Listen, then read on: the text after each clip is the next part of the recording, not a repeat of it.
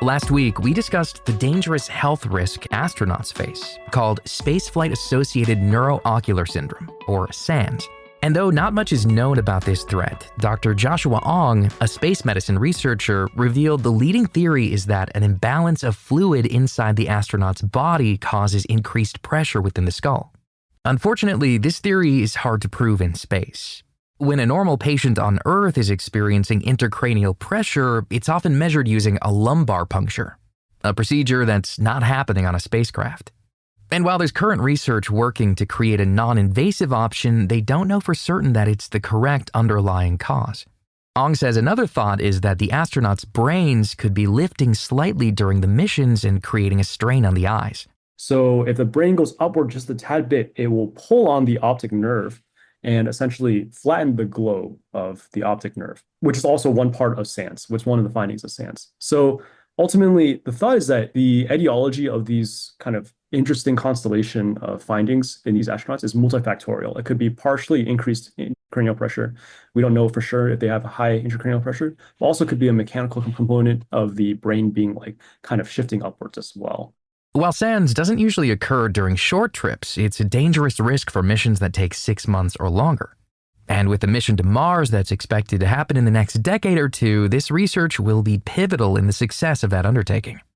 The first few steps scientists have taken are putting machine learning technology on the International Space Station so that astronauts can record their health status while in deep space.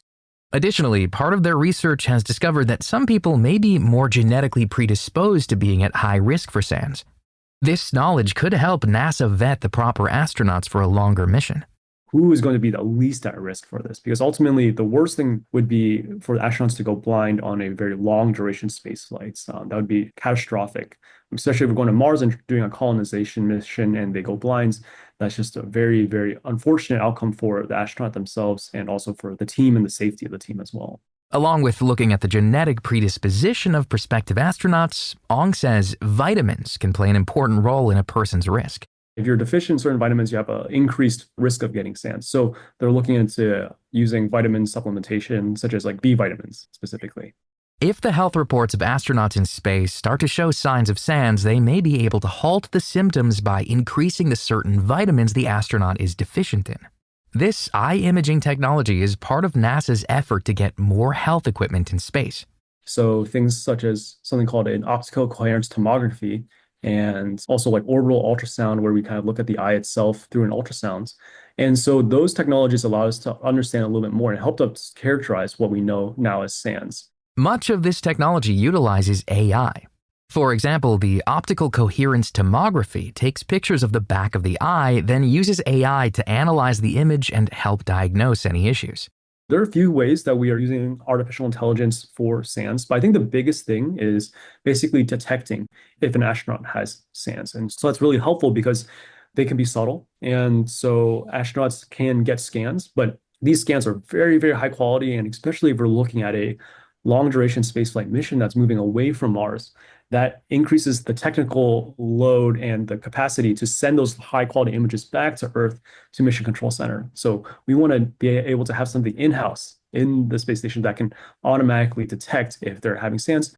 And this technology won't just be valuable in space. Ong is also excited for people on Earth to use this equipment to catch the early signs of optical nerve swelling. Really passionate about also leveraging some of these technologies, some of these novel technologies that we have that we're developing for the space station, and also bringing them back to Earth to really help a lot of the patients, the most marginalized patients. And that's initially what brought me into medicine in the first place, working with patients that were uninsured, didn't have insurance, and they didn't have really good access to care due to barriers. And I think that a lot of the things that we're working on now to address the kind of limited, resource-limited environment in spaceflight can also be applied for our most underserved patients as well. Ong, who serves as the editor-in-chief for the Journal of Medical Artificial Intelligence, believes AI will be able to address the barriers to care many patients experience every day. One of the things that really affects one of the technologies and imaging technologies that's really important for patients here on Earth, and also we believe for astronauts as well, is something called a fluorescein angiography.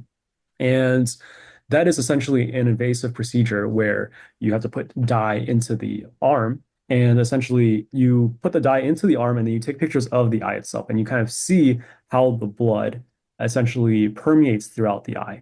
While it's a great option for patients on Earth, it's never been done in space, and for good reason. The dye can cause allergic reactions or anaphylactic shock in very, very rare cases, and that would just not be great. Second of all, putting a needle into and breaking skin while in space is much more complicated than doing on Earth. If something were to go wrong, we just have limited medical capabilities. So it's never been done before, but it can provide a wealth of information for astronauts, and it provides a wealth of information for patients on Earth. But it's also difficult to access as a patient on Earth. In an effort to bypass this barrier, Ong's been working on using generative artificial intelligence to create the same image as the dye injection, just without any need to break skin. It's still ongoing work, but I think that the first thing is that it will provide a lot of new information about the vasculature of the eye for astronauts and for us to understand a little bit more about how they're dealing with space, because they do have access to this non-invasive image modality, which just takes, it's the fundus camera that just takes just the image of the eye. And if we can use generative AI to essentially create those synthetic angiograms or the fluorescein angiography, then that'll be excellent. And for patients with diabetes, diabetes can affect your vision.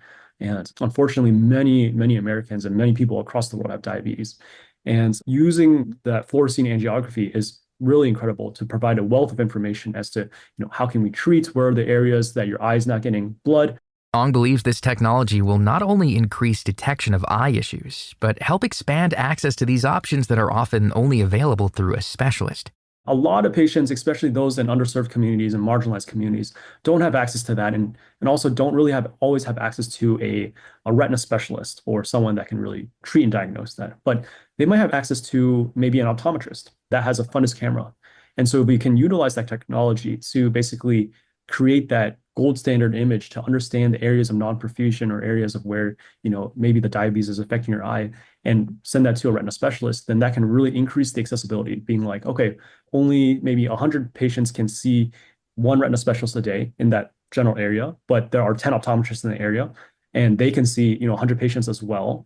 We don't know if they're at high risk, and they can all do the kind of generative AI technology. Then we have essentially 1,000 patients being funneled to the retina specialist, and they can basically say like, hey, these are the people at high risk. They're at high risk for losing their vision in the next 6 months.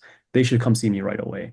This technology bridge helps ensure that as we make further progress into space exploration, the life still on Earth isn't left behind. You can find more information about Dr. Joshua Ong and all of our guests on our website, radiohealthjournal.org. For more behind the scenes, follow Radio Health Journal on Facebook, Instagram, and X. Our writer-producer is Kristen Farah. Our production manager is Jason Dickey. I'm Greg Johnson.